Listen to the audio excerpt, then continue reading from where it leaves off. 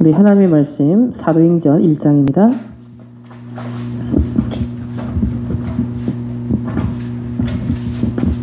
사도행전 1장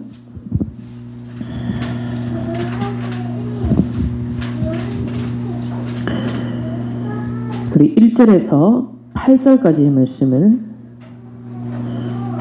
우리 다같이 한 목소리로 합독하시겠습니다. 데오빌로여, 내가 먼저 쓴 글에는 물은 예수께서 행하시며 가르치시기를 시작하신부터 그가 택하신 사도들에게 성령으로 명하시고 승천하신 날까지 일을 기록하였노라.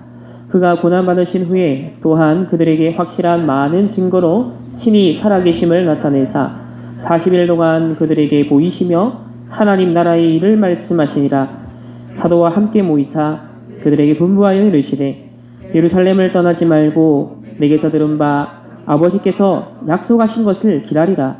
요한은 물로 세례를 베풀었으나 너희는 몇 날이 못되어 성령으로 세례를 받으리라 하셨느니라. 그들이 모였을 때에 예수께 여쭈어 이르되 주께서 이스라엘 나라를 회복하심이 이때니까 하니 이르시되 때와 시기는 아버지께서 자기의 권한에 두셨으니 너희가 알 바 아니요 오직 성령이 너희에게 임하시면 너희가 권능을 받고 예루살렘과 온 유대와 사마리아와 땅끝까지 이르러 내 증인이 되리라 하시니라. 아멘. 우리 사도행전 1장 1절에서 8절은 성경 전체의 핵심이고 요약입니다. 우리 그 하나하나를 지금 말씀을 통해 확인을 하고 있습니다. 오늘은 특별히 사도행전 1장 3절에 하나님의 나라, 이것을 유일성이라고 얘기를 하셨습니다. 우리에게 하나님이 예비하신 것, 예비하지 않은 걸 우리가 쫓아가면, 집착을 하면 결국은 실패할 수밖에 없습니다. 그래서 하나님이 예비하신 것, 그 속에 하나님의 나라 임하고 유일성의 응답이 하나님께서 준비해 놓으셨습니다. 저와 여러분에게 하나님이 유일하게 주신 게 뭐냐면요, 이 구원의 복음의 말씀.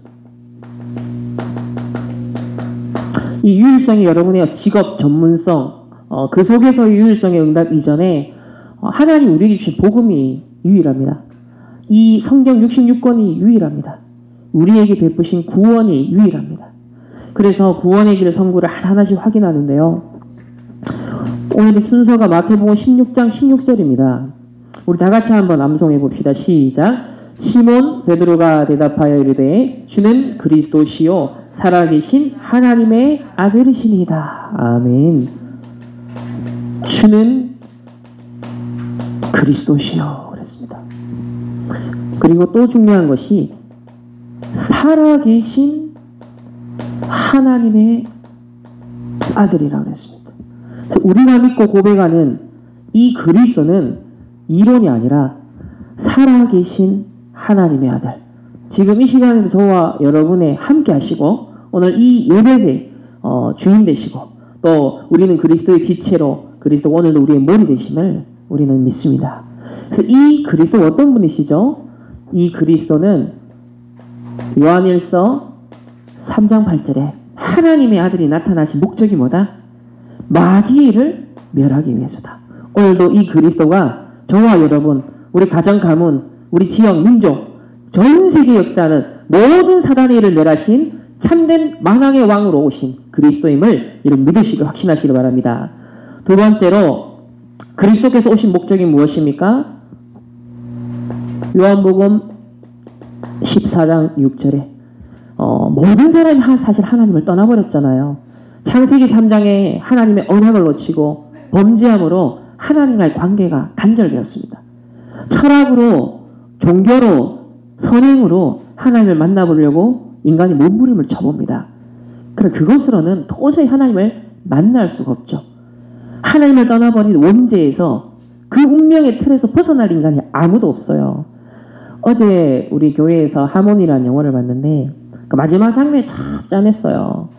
그 마지막 이제 사형수가 결국은 사형을 당하는 그 장면이 가장 참 뭔가 짠하게 느껴졌던 게 뭐냐면 죄를 짚는 건 반드시 거기에 대한 책임, 또 거기에 대한 반드시 형벌, 이게 있구나. 죄의 삭은 사망이라고 그랬는데, 근데 저와 여러분에게 참된 길이요 진리요 생명 되어주시는 그리스도가 우리에게 오셔서 특별히 이제 우리 예수님께서 십자가 지시고 부활하시는 이제 그 주의를 놓고 저희들이 지금 기도하고 집중을 하고 있습니다. 이 그리스도께서 나의 길이 되어주지 않았다면, 우리의 생명, 진리가 되어주시지 않았더라면, 하나님께서 그 사랑과 은혜를 베푸시는 그 실체가 예수 그리스도인데, 그 예수 그리스도의 십자가 지심의 그 은혜와 사랑의 적용이 우리에게 만약에 해당되지 않았더라면, 어쩌면 아니죠. 절대적으로 어제 그 죄수가 사형당할 수밖에 없는, 영적으로 사실은 우리의 모습이라는 거죠. 우리의 운명이었다는 거죠.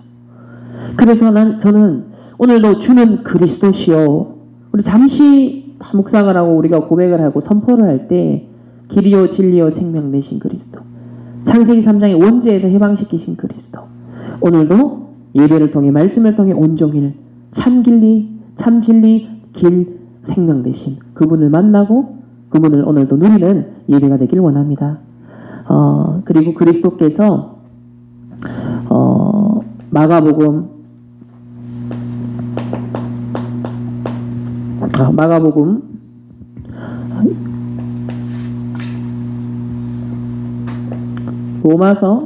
8장 2절입니다. 죄와 사망의 법에 묶여있다. 어제 그 죄수가 수갑을 탁 차고 본인의 의지와 생각과 마음과 아무 상관없이 끌려가야만 했던 그 불신자의 운명이라는 그런 건데, 우린 거기서 해방을 받다 보니까 어제 어떤 이제 사역자가 우리 신학생이었어요. RTS 학부를 다니는데 매주 목요일마다 이 RTS에는 그 현장 캠프를 나갑니다. 조를 이루어가지고 꾸준히 이제 현장을 나가는데, 그 중에 이제 어제는 무속인 현장을 다녀온 얘기를 하는 거예요. 그 친구가 참 재밌는 얘기를 들었다 하더라고요. 무속인들이 자기네들은 기도하면 귀신들이 자기에게 찾아올 손님에 대한 그 정보와 그 인생 이력과 문제를 다 알려준대요. 신기하게. 그래서 그 알고 있는 상태에서 그 손님이 딱 오니까 거기에 대한 답을 준다는 거예요. 야, 이 친구 일단 충격을 받는 거죠. 야, 무당들이 기도하면서 답줄 것들을 다 귀신이 알려준다는 거예요. 이 영적 세계가 있다라는 거죠. 오죽하면 어떤 이제 대기업을 다니는 이제 뭐 직장인 같은데 무속인이 그랬대요. 술을 3잔 이상 마시면 안 된다. 근데 연락이 온 거예요. 오늘은 이거 회식 무슨 일이 있는데 7잔까지 먹어도 되냐. 그거를 무당한테 물어서 허락을 받고 술을 더 마셔야 되는 거예요. 그런 거 보면서 참 우리가 벌써 너무 웃긴 것 같고 말도 안 되는 것 같은데, 진짜 실제 죄와 사망의 법에 운명에 사로잡혀 사는, 그걸 노골적으로 그렇게 사는 인생들이 있다는 것, 그런 면에서 우리는 그거 아무 정말 상관없는 참 해방받은 하나님의 자녀 삼아주신 거 너무 감사하다. 정말 주는 그리스도시요, 그분이 지금 살아계신 하나님의 아들이십니다. 그래서 우리 유일성을 했을 때는 우리에게 주신 구원, 우리가 받은 구원, 우리 주신 이 복음의 말씀이 바로 유일성의 핵심이고 본질이라는 것을 우리가 먼저 언약으로 확인을 해야겠습니다. 자, 서론적으로 우리가 조금 점검하고 체크할 부분이, 지금 현실 상황에 대해서 서론에서 이런 얘기를 하셨어요. 자, 우리 지금 랩멘트들이 한 10% 정도는 공부를 어느 정도 하고 사실은 어느 정도 이제 좋은 대학 갈 수 있는 그런 상태다. 근데 90%는 그렇지 않다. 그 중에서 한 50%는 그래도 그냥 적당히 공부하고 뭐 대학 가고 그냥 말 그대로 평범한 그런 이제 삶을 산다는 거죠. 그리고 한 40%는 실제로 안 되는, 무기력하고 포기되고 내가 뭐 해야 될지 전혀 지금 아무 감각이 없는 그런 지금 상태다. 그 불신자든 우리 랩멘트든 이렇게 10%, 50%, 40% 여기에 고스란히 해당이 된다.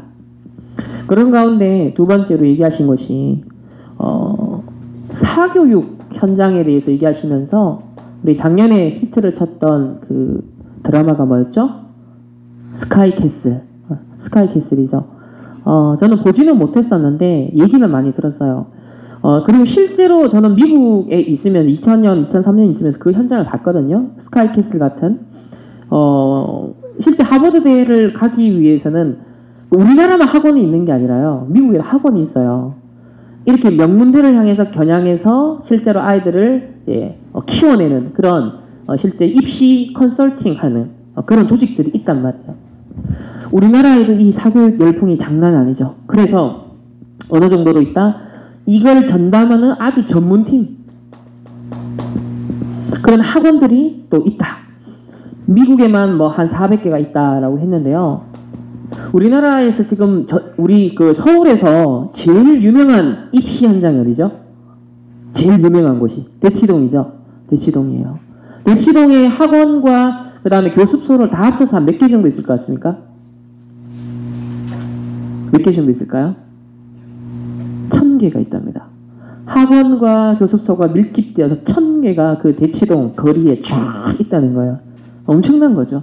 거기는 뭐 그야말로 대한민국 완전 그 열성파 엄마들이 애들 학원 2-3개 다니는 거 따라다니면서 그 빈 시간 사이사이 기다리는 시간에 카페에 모여서 그들만의 정보를 공유하면서 이제 소위 말하는 1%의 삶을 지배계층의 삶을 유지하고자 몸부림을 치는 인간들이에요. 근데 이 강남권에 있는 엄마들이 두 부류로 나눕니다. 강남권에 있는 엄마들이. 하나는 대치동파가 있고요. 그리고 하나는 청담동파가 있어요. 그러니까 이 대치동과 청담동의 이 출신 성분의 차이가 뭐냐면 이 청담동 쪽에 계열에 있는 사람들은 이미 부모로부터 선조로부터 부를 세습해 온 사람들이에요. 그렇기 때문에 뭐냐면 여유가 있어요. 막 극성적으로 매달리는 사람은 아니에요. 좀 애들이 안 돼도 그냥 돈으로 유학 보내는 수 있는 사람들이죠. 근데 이 대치동에 모인 사람들의 특징이 있어요. 직업군이 뭐냐면 주로 변호사, 의사들이에요. 그러니까 전문 직종인 거죠. 세습받은 부가 아니라 자기네들이 노력을 해서 대한민국의 스카이라는 그게 나와서 성공을 이룬 사람들이에요. 그래서 이 사람은 자기 노력을 갖고 자수성가한 사람들. 그렇기 때문에 대한민국에서 네가 살아남으려면 어떻게 해야 돼? 라는 걸 몸소 갖고 있는 사람들이에요. 그렇기 때문에 이것을 그대로 전달하게 하기 위해서 자녀들에 대해서는 기가 막히게 닥달하는 볶는 엄마들이 이 대치동 쪽으로 모입니다.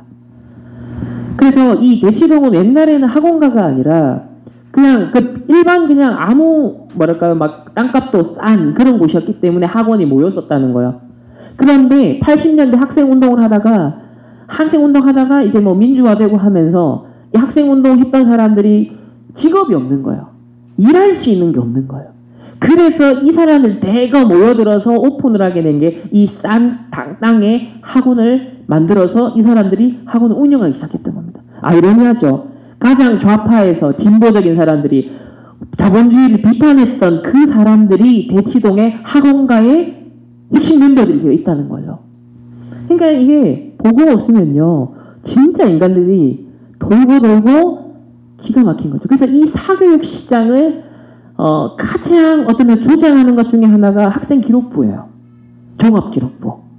사실 옛날에 수능만 딱 쳤을 때는 차라리 심플해요.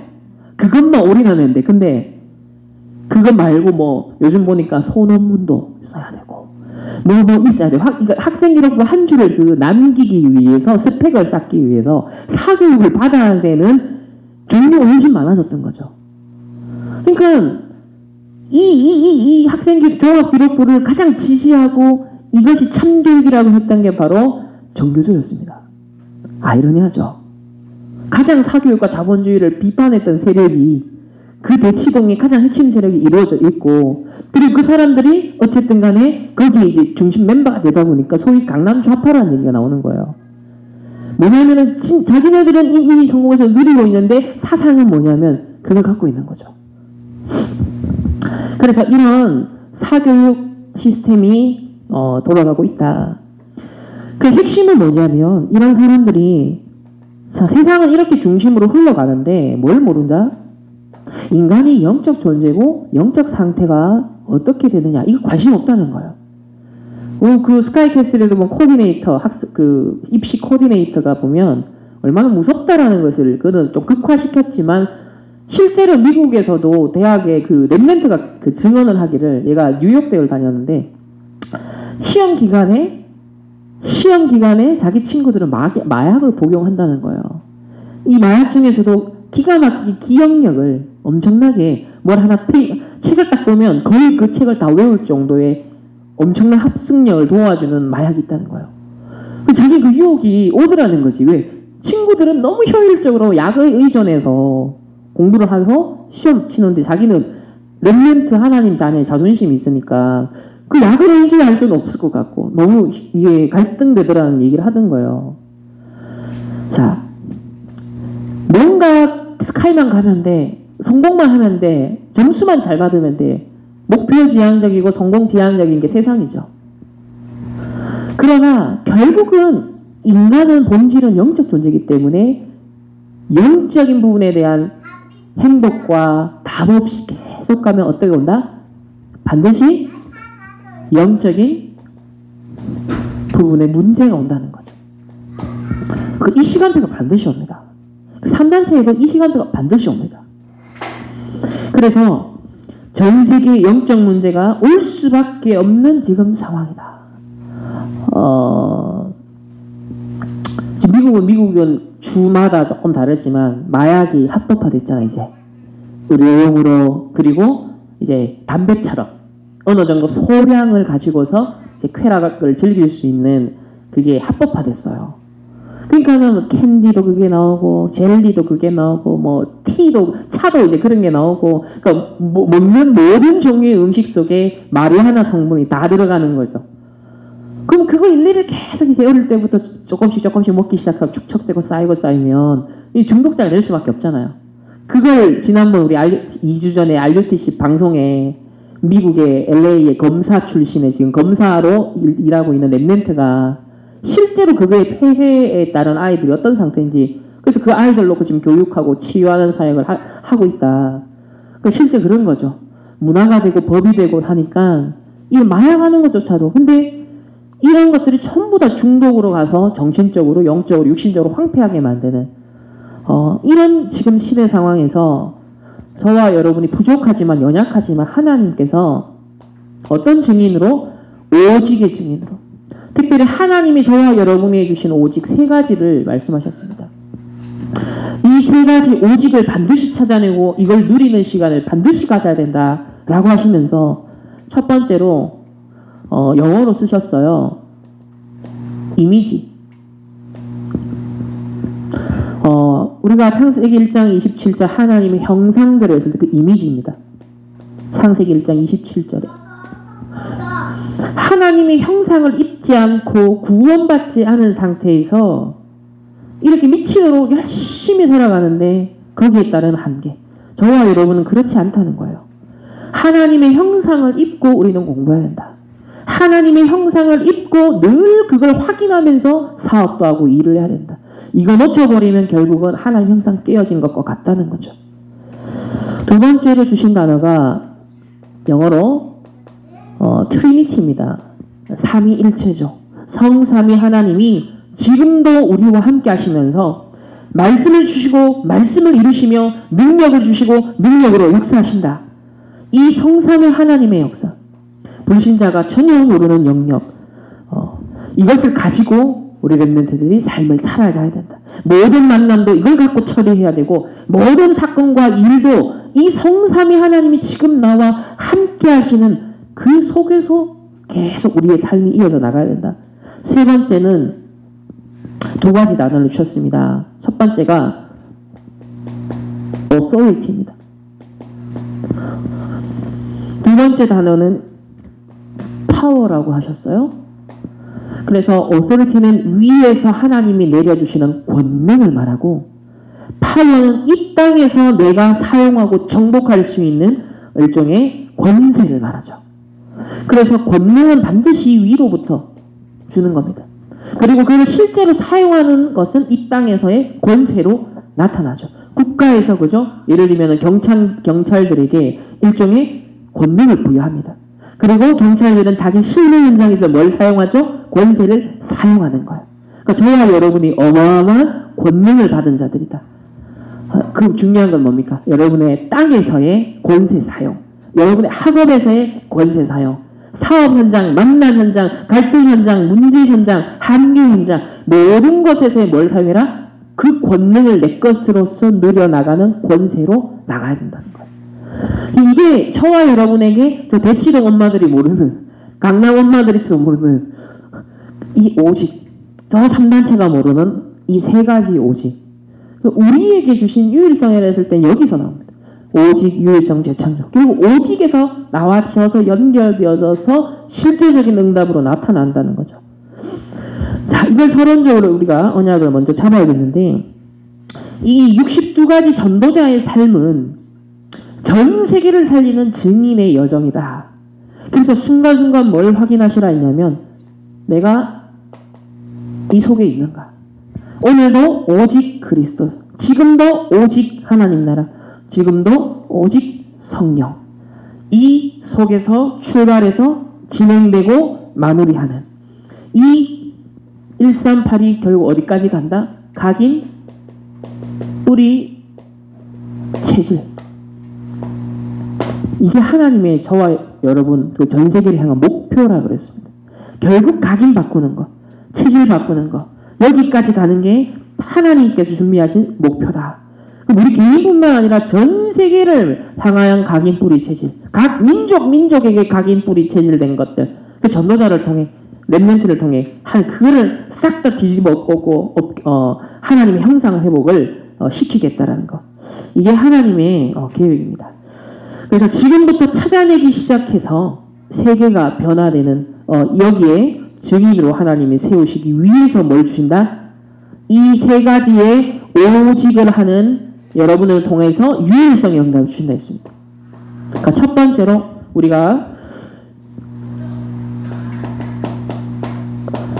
실제 유일성 응답을 받은 우리 렘넌트 7명에 대해서 말씀 주셨습니다. 우리 주변에 나와 있는 거 하나하나씩 한번 봅시다. 자, 첫 번째 인물이 누굽니까? 총리가 된 노예 요셉입니다. 여러분이 하는 또 가는 현장이 노예 현장일 수 있습니다. 그렇게 빛나지 않는 현장일 수 있고 그런 상황일 수 있죠. 그러나 요셉이 왜 달랐을까요? 수많은 노예가 있었을 겁니다. 그 고대 이집트 사회에는 수많은 노예가 있었습니다. 근데 왜 하나님은 요셉을 총리로 세우셨을까요? 요셉은 하나님 주신 138 이 언약이 있었어요. 어느 정도로? 꿈을 꿀 정도로. 그래서 노예로 가고 억울하게 누명을 쓰고 감옥을 가고 이 속에서도 놓치지 않는 중심축이 뭐였다? 138이었다.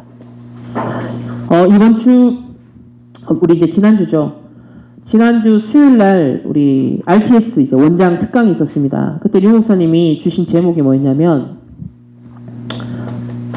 전도자의 중심이었어요. 우리 렘넌트들이 놓치지 말아야 되는 게 중심입니다. 중심에 대해서 얘기하시면서 참 와닿았던 비유가 지난번 우리 올림픽 때 대한민국 유도 선수들이 모든 스펙이 금메달을 가장 많이 따올 수 있는 조건을 가지고 있는 그 정도로 유능한 선수들이었어요. 근데 한 명도 금메달을 못 땄다는 거예요. 왜 그러냐에 대해서 이제 당신께서는 유도를 하셨으니까 나름대로 분석을 하신 거예요. 경기를 기대하면서 봤겠죠.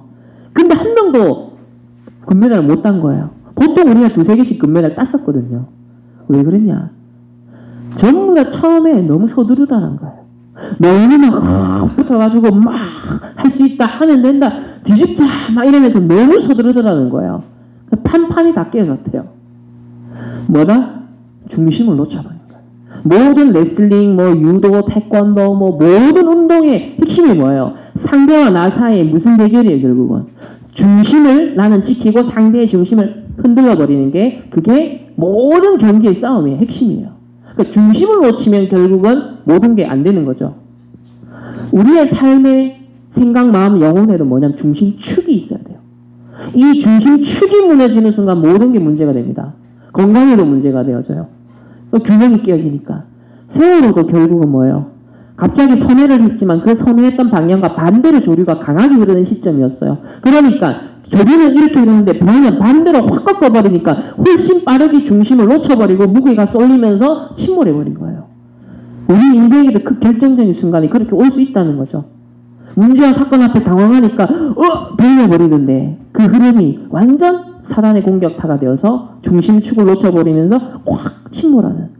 그러니까 운동이든 모든 음식이든 뭐 모든 영적인 것도 마찬가지로 이렇게 중심이 중요하다라고 하시면서 우리 RTS 이제 이번 주부터 뭐가 시작됐냐면 학기가 종강할 때까지 전도자 대회가 시작됩니다. 우리 때는 없었는데 전도자 대회라 그래서 이제 한 2개월 동안 전도자 대회를 통해서 나름대로 막 영접시키고 다락방하고 이 전부 다 보호가 돼요. 그걸 갖고 마지막에 제일 많이 영접하고 역사에 일어난 친구에게 전도자의 상을 주는 그런 제도가 생겨났단 말이에요. 그러시면서 이제 그거를 개강하는 의미에서 전도자의 중심을 놓치지 마라 얘기하시는 거예요. 응답과 역사 때문에 흥분하고 그것 때문에 장사가 잘 된다, 돈 잘 벌어, 학업이 잘 된다. 그게 아니다. 늘 점검해야 될 게 내가 1, 3, 8, 이 각인, 뿌리, 체질 진짜 거기 관심 있느냐. 여기에 관심을 두고 여기에 집중하고 여기에 중심을 늘 놓치지 마라. 왜냐면 총리가 되지 하면서 요셉이 만약에 중심을 여기 뒀으면요 어떻게 되죠? 이게 똑같은 겁니다. 스카이 가야지, 그죠? 하버드 가야지. 만약에 요셉이 여기에 꿈과 비전을 뒀으면 안 되는 거죠. 요셉은 뭐다? 늘 하나님이 그와 함께 하시는, 범사에 그와 함께 하시는 거였어요. 중심축이 거기 있었기 때문에 노예로, 포로, 억울한 누명을 써도 뭐예요? 전부 다 그것 과정으로 누렸던 거예요. 두 번째 우리에게 주신 인물이 모세입니다. 모세는 어릴 때부터 어머니로부터 언약을 전달받았어요. 그러나 그 언약 전달받은 것이 어떤 면에서는 이 개인의 묵상으로까지는 가지 않았던 것 같아요. 근데 하나님께서 이 모세의 광야 시절을 통해 도망가 신세가 되어지고 살인자가 되어지고 그야말로 자신의 가장 밑바닥 현장에 딱 가면서 하나님 나타나셨어요. 그러면서 호렙산에서 살아계신 하나님을 만납니다. 그리고 모세를 향해 이루실 하나님의 언약을 깨닫고 먼 옛날에 과거에 엄마로부터 들었던 그 복음이 이때를 위함이구나 라는 걸 눈이 번쩍 뜨이는 거죠. 그래서 이 이집트에 저 바로왕에게 없는 게 뭐고 하나님이 내게 주신 유일한 게 뭔지를 본 거예요. 그래서 출애굽기 3장 18절에 그가 찾은 유일성의 복음이 뭐였습니까? 희생 제사였습니다. 왕이 도대체 그게 뭔 말이냐? 알아듣지 못했잖아요. 10번의 재앙을 당하면서도 바로왕은 알아듣지를 못했어요. 그러니까 성공만 하면 되고 뭔가 그것만 하려고 하는 사람들은 못 깨닫는. 근데 저와 여러분은 이걸 이해하고 이걸 깨달을 수 있다는 거, 피제사가 뭔지 알아듣는 거, 주는 그리스도시요 살아계신 하나님의 아들이십니다. 이 모세를 하나님께서 광야의 지도자로 세우셨습니다. 하나님 저와 여러분 이 시대에 영적 지도자로 여러분 가정과 가문에 학교에 각 현장에 앞으로 나아갈 이 시대의 현장에 영적 파수꾼으로 하나님 우리를 세우실 것입니다. 세 번째는 사무엘입니다.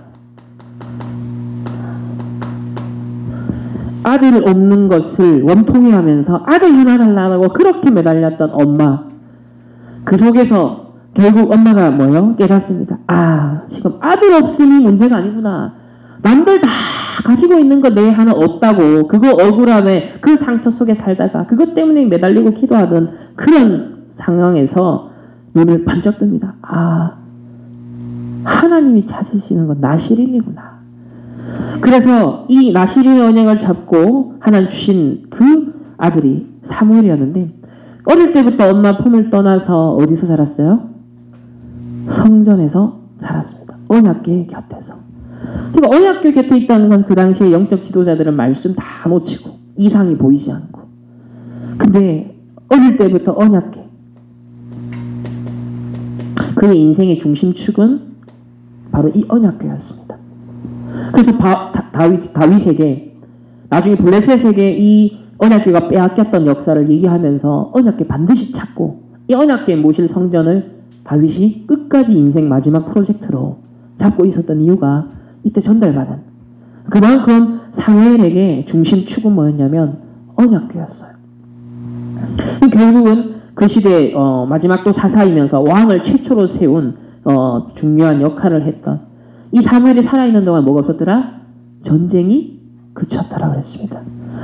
우리가 이 시대에 해줘야 되는 하나님 원하시는 역할입니다. 네 번째 인물은 국가를 살린 홀리메이슨 다윗입니다. 다윗은 복음을 굉장히 어릴 때 깨닫는 케이스예요. 모세는 나중에 깨달은 케이스라면 다윗은 처음부터 복음을 알아들었어요. 벌써 네가 왕 될 거라는 것에 대해서 사무엘을 통해 탁 하나님께 눈치채고 기름 부음 받고 그때부터 언약의 여정을 시작한 거예요. 계속 CVDIP를 쫙. 저는 이 다윗이 왜 그럴 수밖에 없었는가 보냐면 사무엘을 만나서 직접 블레셋을 얘기 들었고 이스라엘이 어떤 어려움을 겪었고 그리고 언약궤를 빼앗겼던 그리고 엘리 대제사장이 얼마만큼 영적으로 무감각했던 시대였는지 교회가 문 닫고 영적으로 황폐했던 시대였는지 다윗은 생생하게 사실 사무엘을 통해 증인을 통해서 다 들었던 거예요. 그걸 들으면서 어떤 언약적 한이 쌓였을까요? 아, 내가 무엇 때문에 부름을 받았는지 그걸 다 가슴에 고이고이 간직하면서 집중을 들어갔어요. 그래서 다윗은 보면 시편이 73편 이상 남을 정도로 여호와는 나의 목자시다. 내가 부족함이 없다. 너는 나의 방패시고 구원이시고 나의 산성이시고 이 다윗의 고백을 보면 그가 얼마만큼 하나님 중심이었고 복음 중심이었고 이러한 서밋의 시간을 가졌는지를 유일성의 응답을 받을 수밖에 없는 그 집중 속에 있었다는 것을 우리가 보게 되었습니다. 그에게 하나님은 뭐요? 홀리메이슨 성전을 다 최초의 성전을 지을 수 있는 모든 준비를 하나님 그에게 허락하셨습니다. 다섯 번째 인물은 아람 나라와 싸우지 않고 이긴 엘리사입니다. 저는 참 엘리사가 마음에 들어요. 싸우고 싶지 않거든요. 세상에 여러분 불신자들하고 경쟁해가지고 싸우는 수준 갖고 응답받는 건요. 진짜 그거는 쉽지 않습니다. 우리 2주 전에 확인했죠. 지속이라는 거기에서 이삭에 대한 그 본문을 제가 쭉 보면서 발견됐던 게 셈의 근원을 얻은 것까지도 그게 마지막 응답이 아니었어요. 그것도 다툼이 일어나서 결국은 떠나야 했거든요. 하나님 르호봇이라는 더 이상 싸우지 않아도 되는 이제는 다 살리고 다 베풀고 다 해도 되는 수준까지. 그러니까 그게 처음에 얘기하신 게 뭐예요? 천하만민 모든 족속